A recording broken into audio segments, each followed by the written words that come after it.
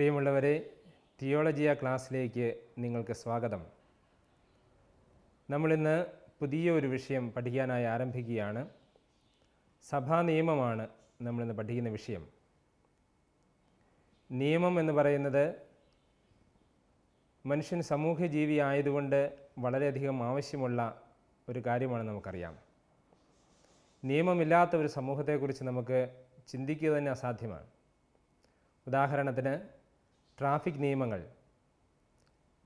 നിയമങ്ങളൊന്നും ഇല്ലാത്ത ഒരു ലോകത്ത് നമുക്ക് ജീവിക്കാൻ സാധിക്കുമോ? ഇത്രയധികം നിയമങ്ങൾ ഉണ്ടായിട്ട് തന്നെ നമുക്ക് റോഡുകളിൽ കൂടി യാത്ര ചെയ്യാനോ വാഹനങ്ങൾ നിരത്തിലിറക്കാനോ എന്തുമാത്രം ബുദ്ധിമുട്ടാണ്.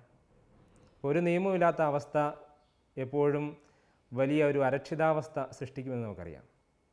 അതുകൊണ്ട് നിയമങ്ങൾ എല്ലാ പരിഷ്കൃത സമൂഹങ്ങൾക്കും വളരെയധികം ആവശ്യമുള്ള ഒന്നാണ്. സഭ ഒരു സമൂഹമായതുകൊണ്ട് സഭയ്ക്കും നിയമങ്ങൾ ആവശ്യമാണ്. രാഷ്ട്രം ഒരു സമൂഹമായതുകൊണ്ട് രാഷ്ട്രത്തിലെ പൗരന്മാർക്ക് വേണ്ടി നിയമങ്ങൾ നിർമ്മിക്കുന്നുണ്ട്. നിയമത്തെക്കുറിച്ച് നമ്മൾ പൊതുവേ കാണുമ്പോൾ ഇതിനെ രണ്ട് തരത്തിലുള്ള നിയമങ്ങളായിട്ട് നമുക്ക് തിരിക്കാനായിട്ട് സാധിക്കും. ഒന്ന്, മനുഷ്യൻ്റെ സ്വാഭാവിക പ്രകൃതിയിലുള്ള സ്വാഭാവിക നിയമങ്ങൾ അഥവാ നാച്ചുറൽ ലോ.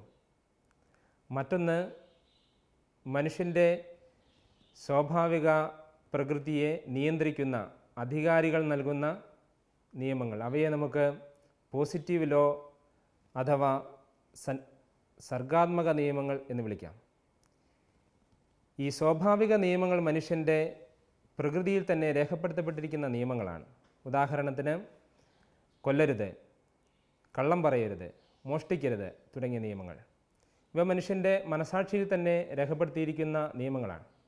അപ്പോൾ അത് അവൻ്റെ സ്വാഭാവികമായ പ്രകൃതിയിൽ അവന് തിരിച്ചറിയാൻ സാധിക്കുന്നതും അനുസരിക്കേണ്ട ആവശ്യമുള്ള നിയമവുമാണ്. എല്ലാ മനുഷ്യർക്കും ഇവ അനുസരിക്കാനുള്ള ബാധ്യതയുണ്ട്. എന്നാൽ സർഗാത്മക നിയമങ്ങൾ സമൂഹത്തിൻ്റെ സുരക്ഷിതത്വം ഉറപ്പുവരുത്താനുള്ള ഉത്തരവാദിത്വമുള്ള അധികാരികൾ നൽകുന്ന നിയമങ്ങളാണ്. ദൈവിക നിയമങ്ങൾ, രാഷ്ട്ര നിയമങ്ങൾ, സഭാ നിയമങ്ങൾ, ഏതെങ്കിലും സംഘടനകളുടെയോ സ്ഥാപനങ്ങളുടെയോ പ്രസ്ഥാനങ്ങളുടെയോ ഒക്കെ നിയമങ്ങൾ എന്നിവയെല്ലാം ഈ സർഗാത്മക നിയമങ്ങളുടെ പരിധിയിൽ വരുന്നതാണ്. ദൈവിക നിയമങ്ങൾ ദൈവം നേരിട്ട് സമൂഹത്തിന് നൽകുന്ന നിയമങ്ങളാണ്. അത് വിശ്വാസികൾക്ക് മാത്രമല്ല എല്ലാവർക്കും ബാധകമായ നിയമങ്ങളാണ് ദൈവിക നിയമങ്ങൾ. ഈ ദൈവിക നിയമങ്ങളെ നമ്മൾ മനസ്സിലാക്കുന്നത് തീർച്ചയായിട്ടും വിശുദ്ധ ഗ്രന്ഥത്തിൽ നിന്നാണ്. ദൈവിക നിയമങ്ങളുടെ ഏറ്റവും നല്ല ഉദാഹരണമാണ് 10 കൽപ്പനകൾ. 10 കൽപ്പനകൾ മാത്രമല്ല, വിശുദ്ധ ഗ്രന്ഥത്തിൽ ഉടനീളം ദൈവം സമൂഹത്തിൻ്റെ നന്മയ്ക്ക് വേണ്ടി നൽകിയിരിക്കുന്ന അനേക നിയമങ്ങളുണ്ട്. അപ്പോൾ ഈ നിയമങ്ങളെ മനസ്സിലാക്കുക എന്നുള്ളത് എല്ലാ മനുഷ്യരുടെയും ഉത്തരവാദിത്വമാണ്. എന്നാൽ ദൈവിക നിയമങ്ങളെ വ്യാഖ്യാനിക്കാനുള്ള ഉത്തരവാദിത്വം എന്ന് പറയുന്നത് വിശുദ്ധ ഗ്രന്ഥം ദൈവം ഭരമേൽപ്പിച്ചിരിക്കുന്ന സഭയുടെ മാത്രം അവകാശമാണ്. സഭയാണ് ദൈവിക നിയമങ്ങളെ വ്യാഖ്യാനിക്കുന്നത്. ഒരുപക്ഷെ പൊതുസമൂഹത്തിൻ്റെ ധാരണകൾക്ക് വിരുദ്ധമാകാം ദൈവിക നിയമങ്ങൾ. അപ്പോൾ അവയെ മുറുകെ പിടിക്കുക എന്നുള്ള ഉത്തരവാദിത്വവും സഭയ്ക്കുണ്ട്. അതുകൊണ്ടാണ് ഗർഭഛിദ്രം, വിവാഹമോചനം തുടങ്ങിയ കാര്യങ്ങളിലൊക്കെ സഭ പൊതുസമൂഹത്തിൻ്റെ ധാരണകൾക്ക് വിരുദ്ധമായ നിലപാടുകൾ എടുക്കുന്നുവെന്ന് പലപ്പോഴും തോന്നുന്നത്. കാരണം ഇവ ദൈവിക നിയമങ്ങൾക്ക് അനുസരിച്ചുള്ള കൽപ്പനകളായതുകൊണ്ട് സഭയെ സംബന്ധിച്ചിടത്തോളം അവയെ പരിരക്ഷിക്കുക എന്നുള്ളത് സഭയുടെ ഉത്തരവാദിത്വമാണ്. ദൈവിക നിയമങ്ങൾക്ക് മാറ്റം വരുത്താനായി ആർക്കും സാധ്യമല്ല. ദൈവിക നിയമങ്ങൾക്ക് മാറ്റം വരുത്തുകയോ ദൈവിക നിയമങ്ങൾക്ക് വിരുദ്ധമായ ഏതെങ്കിലും നിയമങ്ങൾ സൃഷ്ടിക്കുകയോ ചെയ്യുന്നത് ശരിയല്ല. അവയ്ക്കെതിരെ അതുകൊണ്ട് തന്നെ നിതാന്തമായൊരു ജാഗ്രത എപ്പോഴും സഭ പുലർത്തുന്നുണ്ട്. ദൈവിക നിയമങ്ങൾ പോലെ തന്നെ രാഷ്ട്ര നിയമങ്ങൾ ഒരു പൗരൻ്റെ ജീവിതത്തെ വളരെയധികം സ്വാധീനിക്കുന്ന ഒന്നാണ്. കാരണം എല്ലാ മനുഷ്യരും ഏതെങ്കിലും രാഷ്ട്രത്തിൻ്റെ അംഗങ്ങളാണ്. രാഷ്ട്രത്തിൻ്റെ ക്രമസമാധാന പാലനം, രാഷ്ട്രത്തിലെ ജനങ്ങളുടെ സുസ്ഥിതി, അവരുടെ സുഗമമായ ജീവിതം, ഇതൊക്കെ ഉറപ്പുവരുത്തുക വ്യവസ്ഥാപിതമായ ഒരു ഗവൺമെൻറ്റിൻ്റെ ഉത്തരവാദിത്തമാണ്. അതിന് തീർച്ചയായിട്ടും നിയമങ്ങൾ വളരെയധികം അത്യാവശ്യമാണ്. രാഷ്ട്രങ്ങളിൽ നിയമങ്ങൾ നിർമ്മിക്കുന്നത് ഭരണാധികാരികളാണ്. ഒരു ജനാധിപത്യ രാജ്യത്തിൽ അത് തിരഞ്ഞെടുക്കപ്പെട്ട ജനപ്രതിനിധികളാണ് ഈ നിയമങ്ങൾ നിർമ്മിക്കുന്നത്. ഇന്ത്യയെ സംബന്ധിച്ചിടത്തോളം ഇന്ത്യൻ പാർലമെൻറ്റിനാണ് ഇന്ത്യയിൽ നിയമങ്ങൾ നിർമ്മിക്കാനുള്ള അധികാരം. ഇന്ത്യൻ പാർലമെൻറ്റ് എന്ന് പറയുമ്പോൾ ലോകസഭയുണ്ട്, രാജ്യസഭയുണ്ട്. അവിടെ തിരഞ്ഞെടുക്കപ്പെട്ട ജനപ്രതിനിധികൾ കൂടിയിരുന്ന് ആലോചിച്ചാണ് ജനത്തിൻ്റെ നന്മയ്ക്ക് വേണ്ടിയുള്ള നിയമങ്ങളെ നിർമ്മിക്കുന്നത്. നിയമനിർമ്മാണ സഭകൾ നിയമങ്ങൾ നിർമ്മിച്ച് അവയെ പരസ്യപ്പെടുത്തുന്നതോടുകൂടെ അവ അനുസരിക്കാനുള്ള ബാധ്യത ഓരോ പൗരനും ഉണ്ടാവുകയാണ്. ഇത് പൗരൻ്റെ സ്വാതന്ത്ര്യത്തെ ഉറപ്പുവരുത്താൻ, പൗരൻ്റെ സുരക്ഷിതത്വത്തെ ഉറപ്പുവരുത്താൻ, പൗര അവകാശങ്ങളെ സംരക്ഷിക്കാനൊക്കെ വേണ്ടിയാണ് ഓരോ രാഷ്ട്രവും നിയമം നിർമ്മിക്കുന്നത്. അതുപോലെ തന്നെയാണ് സഭയും നിയമം നിർമ്മിക്കുക. സഭ നിയമം നിർമ്മിക്കുമ്പോൾ അവ ഒരു രാഷ്ട്ര നിയമത്തിൽ നിന്ന് വളരെയധികം വ്യത്യസ്തമാണ്. രാഷ്ട്രത്തെ സംബന്ധിച്ചിടത്തോളം ഈ നിർമ്മിക്കുന്ന നിയമങ്ങൾ നടപ്പിൽ വരുന്നുവെന്ന് ഉറപ്പുവരുത്താനായി പോലീസ് സംവിധാനങ്ങളുണ്ട്, പട്ടാള സംവിധാനങ്ങളുണ്ട്, കോടതി സംവിധാനങ്ങളുണ്ട്. നിയമ ലംഘനം നടക്കുമ്പോൾ അവരെ ശിക്ഷിക്കുന്നതിന് കോടതികളുണ്ട്. ഏതെങ്കിലും പൗരാവകാശങ്ങൾ ധ്വംസിക്കപ്പെടുമ്പോൾ ഇടപെടാനായി കോടതി സംവിധാനങ്ങളുണ്ട്. നിയമവിരുദ്ധമായ പ്രവർത്തനങ്ങളെ തടയാനായി പോലീസ് സംവിധാനങ്ങളുണ്ട്. എന്നാൽ സഭയെ സംബന്ധിച്ചിടത്തോളം സഭ ഒരു ആത്മീയ സമൂഹമാണ്. അതുകൊണ്ട് തന്നെ ഇത്തരത്തിലുള്ള ഭൗതികമായ ഒരു ശക്തിയല്ല സഭയിൽ നിയമ സംവിധാനം നിലനിർത്തുന്നത്. മറിച്ച് സഭയുടെ ആത്മീയ ശക്തി തന്നെയാണ് സഭയിലെ നിയമ സംവിധാനത്തെ നിലനിർത്തുന്നത്. സഭയുടെ നിയമം എന്ന് പറയുന്നത് നൽകാനുള്ള പരമമായ അധികാരം സഭയുടെ പരമാധികാരിയായ മാർപ്പാപ്പയിൽ നിക്ഷിപ്തമാണ്. എന്നാൽ പ്രാദേശിക സഭകൾക്ക്, വ്യക്തിസഭകൾക്ക് അവയുടെ സിനഡുകൾക്ക് നിയമം നിർമ്മിക്കാനുള്ള അധികാരമുണ്ട്. അതുപോലെ തന്നെ ഓരോ രൂപതയിലും രൂപതയ്ക്ക് ആവശ്യമായ നിയമങ്ങൾ നിർമ്മിക്കാൻ രൂപത അധ്യക്ഷന് അധികാരമുണ്ട്. ഈ നിയമങ്ങൾ രൂപതാധ്യക്ഷൻ നൽകുന്നതാണെങ്കിലും സിനഡ് നൽകുന്നതാണെങ്കിലും മാർപ്പാപ്പ നൽകുന്നതാണ് എങ്കിലും അവ ഓരോ സഭയിലെയും ഓരോ പ്രാദേശിക സഭയിലെയും അംഗങ്ങൾക്ക് അനുസരിക്കാനുള്ള ബാധ്യത ഒരുപോലെ തന്നെയാണ്. സഭ നിയമം നിർമ്മിക്കുന്നത് പോലെ തന്നെ മറ്റ് സമൂഹങ്ങളും, അത് വിവിധ തരത്തിലുള്ള സംഘടനകൾ, രാഷ്ട്രീയ പാർട്ടികളാകാം, ക്ലബ്ബുകളാകാം, NGOകളാകാം, വിവിധ തരത്തിലുള്ള മറ്റ് സന്നദ്ധ സംഘടനകളാകാം, ഇവയ്ക്കെല്ലാം അവയുടേതായിട്ടുള്ള നിയമാവലികളുണ്ട്. അംഗീകരിക്കപ്പെട്ട നിയമാവലി അനുസരിച്ച് പ്രവർത്തിക്കുക എന്നുള്ളത് ഒരു സമൂഹത്തിൻ്റെ, ഒരു പ്രസ്ഥാനത്തിൻ്റെ സുഗമമായ നടത്തിപ്പിന് അത്യന്താപേക്ഷിതമായ കാര്യമാണ്. നിയമങ്ങൾ നിർമ്മിക്കപ്പെടുന്നത് 2-3 ഘട്ടങ്ങളിലൂടെയാണ് എന്ന് നമുക്ക് പറയാൻ സാധിക്കും. എപ്പോഴും ഒരു നിയമം പ്രാബല്യത്തിൽ വരുന്നതിന് മുമ്പ് ചില ഘട്ടങ്ങൾ കടന്നു പോകേണ്ടതുണ്ട്. അതിൽ ഒന്നാമത്തേത് തീർച്ചയായും നിയമനിർമ്മാണം തന്നെയാണ്. ഒരു നിയമം നിർമ്മിക്കേണ്ട ആവശ്യകത എന്ന് പറയുന്നത് സമൂഹത്തിൻ്റെ ആവശ്യത്തിൽ നിന്ന് കടന്നു വരുന്നതാണ്. നിയമനിർമ്മാണം എന്ന് പറയുന്നത് ഒരു തുടർ പ്രക്രിയ, എപ്പോഴും നടന്നുകൊണ്ടേയിരിക്കേണ്ട ഒരു പ്രക്രിയയാണ്. അതുകൊണ്ടാണ് ഒരു രാജ്യത്തിലൊക്കെ നിയമസഭകൾ സ്ഥിരമായ ഒരു സംവിധാനമായി നമുക്ക് ആവശ്യമായിട്ടുള്ളത്. അതുപോലെ തന്നെ സഭയെ സംബന്ധിച്ചാണെങ്കിൽ ഈ നിയമനിർമ്മാണം എന്ന് പറയുന്നതും ഒരു തുടർ പ്രക്രിയ തന്നെയാണ്. അത് അവസാനിച്ച ഒരു കാര്യമല്ല, തുടർന്നുകൊണ്ടേയിരിക്കുന്ന ഒന്നാണ്. ഈ നിയമം നിർമ്മിച്ചാൽ മാത്രം പോരാ, അതിൻ്റെ രണ്ടാമത്തെ ഒരു ഘട്ടം എന്ന് പറയുന്നത് നിർമ്മിക്കപ്പെടുന്ന നിയമം പ്രസിദ്ധം ചെയ്യണം, ഔദ്യോഗികമായി പരസ്യം ചെയ്യണം. ഇന്ത്യ ഗവൺമെൻറ് നിയമിക്കുന്ന നിയമങ്ങൾ അത് ഇന്ത്യൻ ഗസറ്റിൽ പബ്ലിഷ് ചെയ്യുന്നതോടുകൂടി, പരസ്യം ചെയ്യുന്നതോടുകൂടിയാണ് അത് പ്രാബല്യത്തിൽ വരുന്നത്. അതുപോലെ കത്തോലിക്ക സഭയിൽ മാർപ്പാപ്പ നിർമ്മിക്കുന്ന നിയമങ്ങൾ അവ സഭയുടെ ഔദ്യോഗിക പ്രസിദ്ധീകരണമായ ആക്ത അപ്പസ്തോലിക്ക സേദിസ് എന്ന് പറയുന്ന പ്രസിദ്ധീകരണമുണ്ട്. അതിൽ പ്രസിദ്ധം ചെയ്യുന്നതോടുകൂടിയാണ് പ്രാബല്യത്തിൽ വരിക.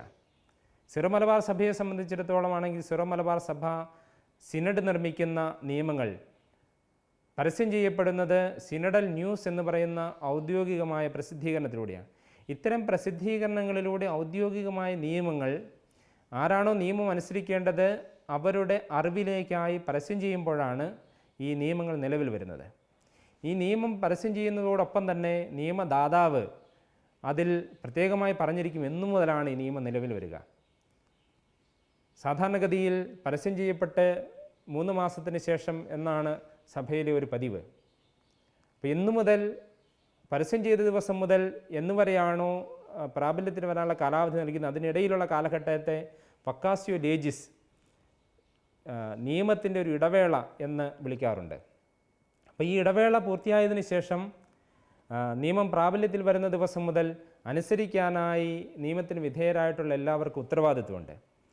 അത് നിയമം അറിയുക എന്നുള്ള ഉത്തരവാദിത്വവും പാലിക്കാനുള്ള ഉത്തരവാദിത്വവും നിയമം പ്രാബല്യത്തിൽ വരുന്ന ദിവസം മുതൽ നിയമത്തിന് അധീനരായവരിലേക്ക് കൈമാറ്റം ചെയ്യപ്പെടുകയാണ്.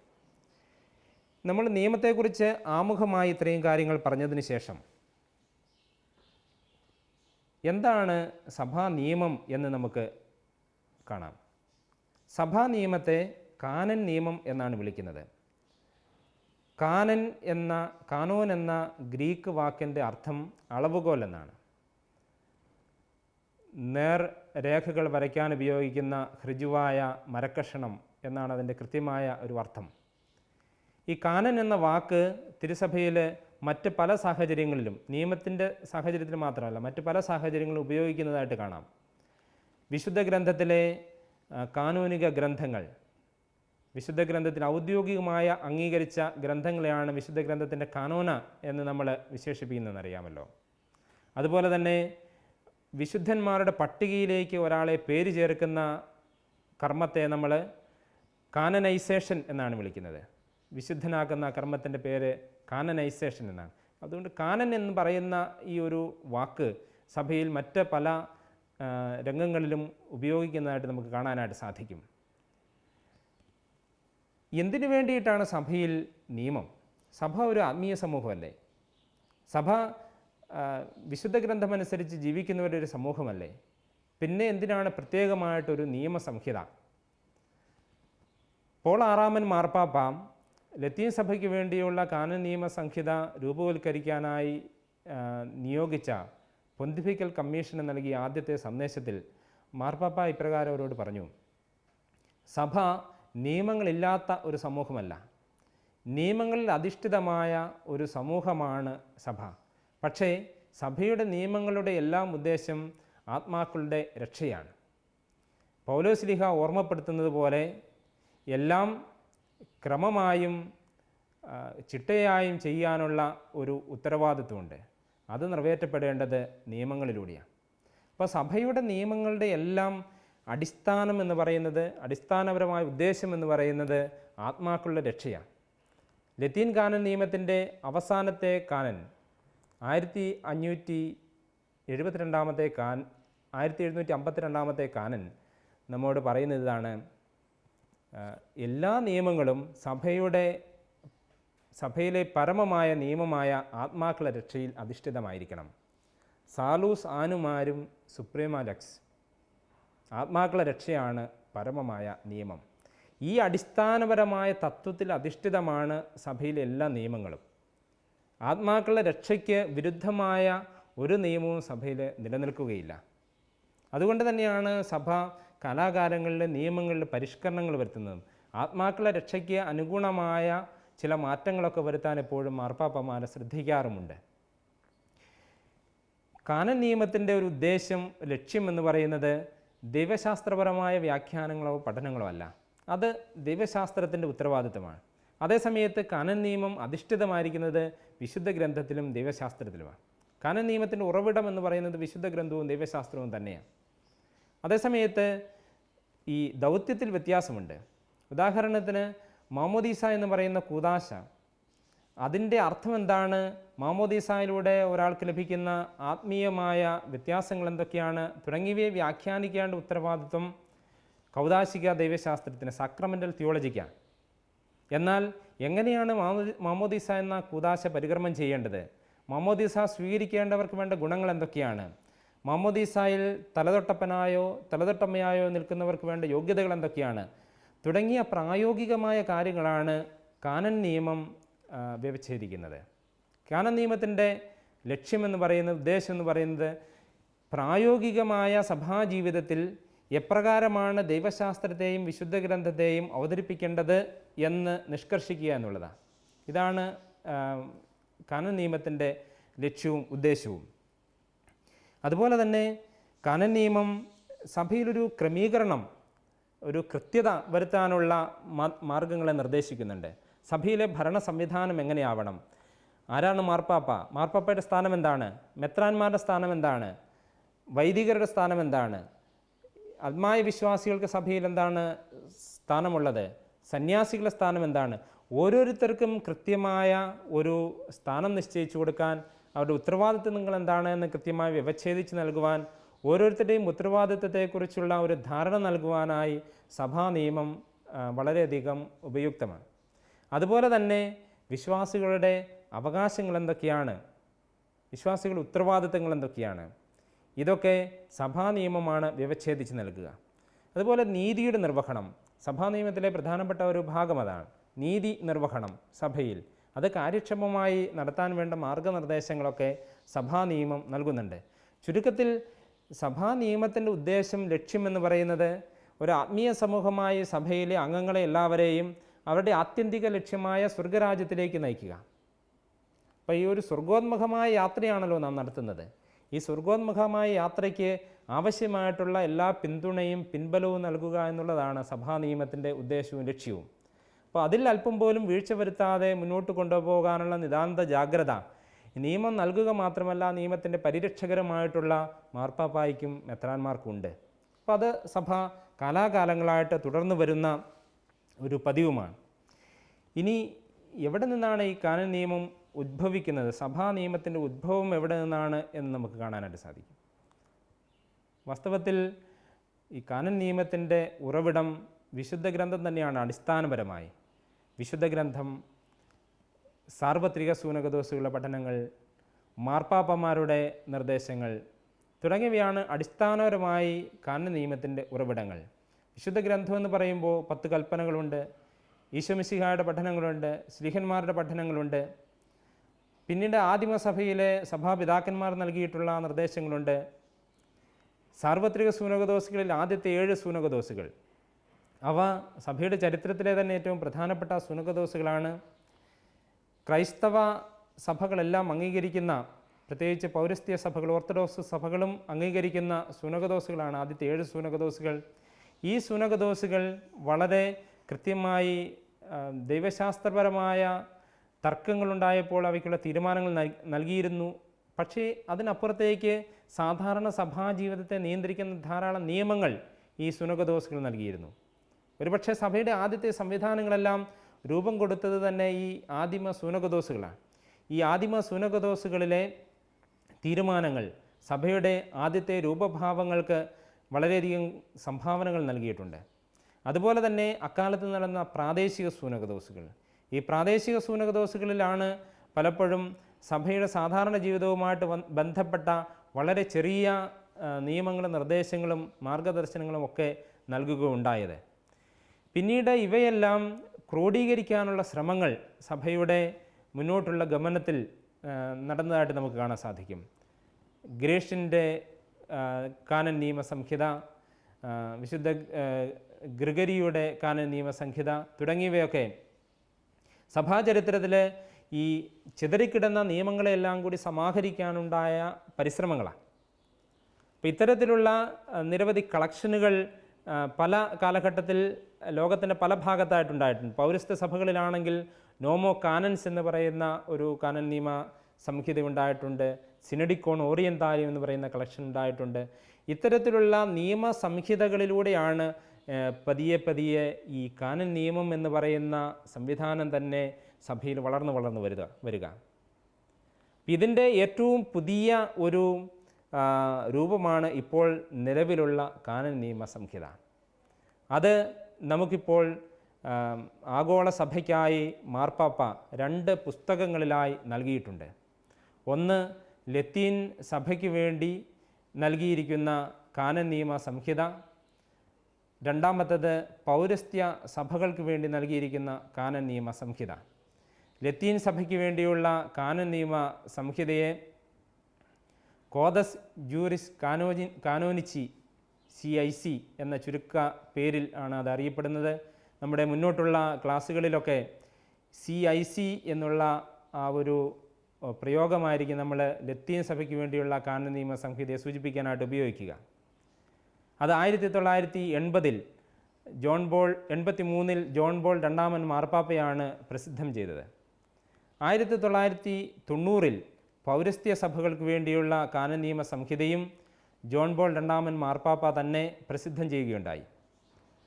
ജോൺ ബോൾ രണ്ടാമൻ മാർപ്പാപ്പ ആണ് ഇപ്പോഴുള്ള നിലവിലുള്ള കാനൻ നിയമ സംഹിതകൾക്ക് ഔദ്യോഗികമായ പ്രഖ്യാപനം നടത്തുകയുണ്ടായത്. ഇതുകൂടാതെ വത്തിക്കാനിലെ റോമൻ കൂരിയായെ സംബന്ധിക്കുന്ന നിയമങ്ങളെല്ലാം ഉൾക്കൊള്ളുന്ന പാസ്റ്റർ ബോനൂസ് എന്ന് പറയുന്ന മറ്റൊരു നിയമസംഹിത കൂടി ജോൺ പോൾ രണ്ടാമൻ മാർപ്പാപ്പയുടെ കാലത്ത് തന്നെ പ്രസിദ്ധം ചെയ്യുകയുണ്ടായി. ഈ 3 നിയമസംഹിതകൾ, ലത്തീൻ സഭയ്ക്ക് വേണ്ടിയുള്ള കാനൻ നിയമസംഹിത, പൗരസ്ത്യ സഭകൾക്ക് വേണ്ടിയുള്ള കാനൻ നിയമസംഹിത, റോമൻ കൂരിയായ്ക്ക് വേണ്ടിയുള്ള നിയമങ്ങളുടെ സംഹിത, ഇവ ഉൾക്കൊള്ളുന്ന ഒരു 3 പുസ്തകങ്ങളുടെ ഒരു സമുച്ചയമാണ് വാസ്തവത്തിൽ നിലവിലുള്ള കത്തോലിക്ക സഭയിലെ നിയമങ്ങളുടെ ഒരു ചുരുക്കം എന്ന് പറയുന്നത്. പൗരസ്ത്യ സഭകൾക്ക് വേണ്ടിയുള്ള കാനൻ നിയമ സംഹിതയെ CCEO, കോദസ് കാനോനും ഓറിയന്താലും എക്ലേസിയാരും, പൗരസ്ത്യ സഭകൾക്ക് വേണ്ടിയുള്ള കാനൻ നിയമ സംഹിത എന്നാണ് വിളിക്കുന്നത്. നമ്മുടെ മുന്നോട്ടുള്ള ക്ലാസ്സുകളിൽ നമ്മൾ കൂടുതൽ ശ്രദ്ധ ചെലുത്തുന്നത് ഈ പൗരസ്ത്യ സഭകൾക്ക് വേണ്ടിയുള്ള കാനൻ നിയമ സംഹിതയായിരിക്കും. അതിൻ്റെ ചുരുക്കരൂപമായ CCEO എന്നായിരിക്കും നമ്മൾ ആ ഒരു കാനൻ നിയമ സംഹിതയെ വിശേഷിപ്പിക്കുന്നത്. നമുക്ക് മുന്നോട്ടുള്ള ക്ലാസ്സുകളിൽ ഈ 2 കാനൻ നിയമ സംഹിതയുടെയും രൂപീകരണ ചരിത്രം പഠിക്കേണ്ടത് ആവശ്യമുണ്ട്. കാരണം നമ്മൾ നേരത്തെ കണ്ടതുപോലെ ചരിത്രപരമായ ഒരു പുരോഗതിയിലൂടെ, വളർച്ചയിലൂടെയാണ് കാനൻ നിയമ സംഹിത ഇന്നത്തെ അവസ്ഥയിൽ എത്തിച്ചേർന്നത് എന്ന് നമുക്കറിയാം. പ്രത്യേകിച്ച് ഈ കഴിഞ്ഞ ഒരു നൂറ്റാണ്ടിൽ ഏറ്റവും പ്രത്യേകമായി 2ാം വത്തിക്കാൻ കൗൺസിലിന് ശേഷം ഉണ്ടായിട്ടുള്ള കാനൻ നിയമ പഠനത്തിലുള്ള വലിയ താല്പര്യവും ശ്രദ്ധയും, അതുപോലെ തന്നെ മാർപ്പാപ്പമാരും സഭാ നേതൃത്വവും കൊടുത്തിട്ടുള്ള വലിയ പ്രത്യേകമായ താല്പര്യം, ഇതൊക്കെയാണ് കാനൻ നിയമ സംഹിത ഏറ്റവും ക്രമീകൃതമായ രീതിയിൽ, ഏറ്റവും സിസ്റ്റമാറ്റിക്കായിട്ടുള്ള രീതിയിൽ രൂപം കൊള്ളുവാനായിട്ട് ഇടയായിട്ടുള്ളത്. അതുപോലെ തന്നെ വളരെ ശുഭോദർക്കമായിട്ടുള്ളൊരു കാര്യമാണ് കാനൻ നിയമം പഠിക്കുക എന്നുള്ള കാര്യത്തിൽ ഇന്ന് സഭയിലുണ്ടായിട്ടുള്ള വലിയ താല്പര്യം. ഒരുപക്ഷെ പണ്ട് ഒട്ടും ശ്രദ്ധിക്കപ്പെടാതെ പഠിക്കാനായിട്ട് ആരും താല്പര്യം കാണിക്കാതിരുന്ന ഒരു മേഖലയാണ് സഭാ നിയമം. പക്ഷേ ഇപ്പോൾ സഭാ നിയമം പഠിക്കണം എന്നുള്ള ഒരു ആഗ്രഹം സഭാ സമൂഹത്തിൽ വളർന്നു വരുന്നുണ്ട്. സാധാരണ വിശ്വാസികൾ പോലും സഭാ നിയമത്തിൽ കൂടുതൽ താല്പര്യം കാണിക്കുന്നുണ്ട്. ഒരു പക്ഷേ പൊതുസമൂഹത്തിൽ തന്നെ വളർന്നു വരുന്ന നിയമത്തോടുള്ള വലിയൊരു ആഭിമുഖ്യമാണ്. ഒരു നിയമ അവബോധമുള്ള ഒരു സമൂഹമാണ് നമ്മുടെ ചുറ്റുപാടും കാണുന്നത്. സാധാരണ സമൂഹത്തിൽ നിയമം പഠിക്കാൻ, ഓരോരുത്തരുടെ അവകാശങ്ങൾ എന്താണ് എന്ന് കണ്ടെത്താൻ, അവകാശങ്ങൾക്ക് വേണ്ടി വാദിക്കാൻ ഒക്കെയുള്ള ധാരാളം അവസരങ്ങൾ ഇപ്പോഴുണ്ട്. അവബോധം നൽകാനുള്ള സാഹചര്യങ്ങളുണ്ട്. മനുഷ്യരതുകൊണ്ട് തന്നെ അക്കാര്യത്തിൽ വളരെയധികം ശ്രദ്ധാലുക്കണം. ഇതുപോലെ തന്നെ സഭാ സമൂഹത്തിലും കാനൻ നിയമം പഠിക്കാനുള്ള ഒരു താല്പര്യമുണ്ടാവുക എന്ന് പറയുന്നത് പ്രധാനപ്പെട്ടതാണ്. നമ്മുടെ വരുന്ന ക്ലാസ്സുകളിൽ കൂടി സഭാ നിയമത്തെക്കുറിച്ചുള്ള വളരെ കൃത്യമായ കുറേ ധാരണകൾ നമുക്ക് ഉണ്ടാക്കിയെടുക്കുക, നമ്മുടെ അനുദിന സഭാജീവിതം കൂടുതൽ മനോഹരമാക്കി തീർക്കാനായി, സഭയോട് ചേർന്ന് എങ്ങനെ ജീവിക്കണമെന്ന് നമുക്ക് തന്നെ മനസ്സിലാക്കാനായിട്ട് വളരെയധികം ഉപകരിക്കും. അതുകൊണ്ട് മുന്നോട്ടുള്ള ക്ലാസ്സുകളിൽ കൂടുതൽ ആഴത്തിലുള്ള പഠനത്തിലേക്ക് ഞാൻ നിങ്ങളെ ക്ഷണിക്കുകയാണ്. സഭാ നിയമം നമ്മുടെ മേൽ ഒരു വലിയ ഭാരം ചുമത്തുകയല്ല, മറിച്ച് സഭയുടെ നിയമങ്ങൾക്കനുസരിച്ച് ജീവിക്കുമ്പോൾ അത് നമ്മുടെ സഭാത്മക ജീവിതത്തെ കൂടുതൽ സുന്ദരമാക്കി മാറ്റുകയാണ്, കൂടുതൽ ഊഷ്മളമാക്കി മാറ്റുകയാണ് എന്നുള്ള ഒരു ധാരണ നമുക്ക് ഇതുവഴി ലഭിക്കാനായിട്ട് ഇടയാകുമെന്ന് ഞാൻ പ്രതീക്ഷിക്കുകയാണ്. അതുപോലെ തന്നെ സഭയെ കൂടുതൽ അറിയാനും സ്നേഹിക്കാനും എങ്ങനെയാണ് സഭയുടെ സാധാരണ പ്രവർത്തനങ്ങളെന്ന് മനസ്സിലാക്കാനും ഈ നിയമം പഠിക്കുക വളരെയധികം അത്യാവശ്യമാണ്. നമ്മുടെ ഓരോരുത്തരുടെയും ജീവിതം സ്വർഗത്തെ ലക്ഷ്യമാക്കിയുള്ള ജീവിതമാണ് എന്ന് നമുക്കറിയാം. അപ്പോൾ ആ ജീവിത യാത്ര, സ്വർഗത്തെ ലക്ഷ്യമാക്കിയുള്ള യാത്ര ഏറ്റവും സുരക്ഷിതമാകണം, ഏറ്റവും സുഗമമാണ്. അതാണ് സഭ ആഗ്രഹിക്കുന്നത്. അതിനു വേണ്ടിയിട്ടാണ് എല്ലാ നിയമങ്ങളും. സഭ നിയമങ്ങൾ വഴി ആരെയും ഭാരപ്പെടുത്തുകയല്ല, നിയമങ്ങൾ വഴി ഭാരങ്ങൾ ലഘൂകരിക്കുകയാണ് ചെയ്യുന്നത് എന്നുള്ള ഒരു ആശയത്തോടെ നമുക്ക് ഈ സഭാ നിയമ പഠനത്തിലേക്ക് പ്രവേശിക്കാം. നിങ്ങൾക്ക് എല്ലാവർക്കും എല്ലാ മംഗളങ്ങളും നേരുന്നു. നമുക്ക് അടുത്ത ക്ലാസ്സിൽ കൂടുതൽ വിശദമായ പഠനങ്ങളിലേക്ക് കടക്കാം. ദൈവം നിങ്ങളെല്ലാവരെയും അനുഗ്രഹിക്കട്ടെ. കോഴ്സുകളെക്കുറിച്ചുള്ള വിശദ വിവരങ്ങൾക്ക് the director, alpha institute of theology and science, Sandeshabhavan, post box number 70, Thalassery 670101. Telephone 0490 2344 2343 707. Email alfits@gmail.com. Website www.alfits.org. alphathalassery.com. ഈ പ്രോഗ്രാമിനെക്കുറിച്ചുള്ള അഭിപ്രായങ്ങളും നിർദ്ദേശങ്ങളും ഞങ്ങളെ അറിയിക്കുക. വിലാസം: the producer, Theologia, Shalom television, Peruvannamuzhi PO, Kozhikode 673-528. Phone 0496 266 4600.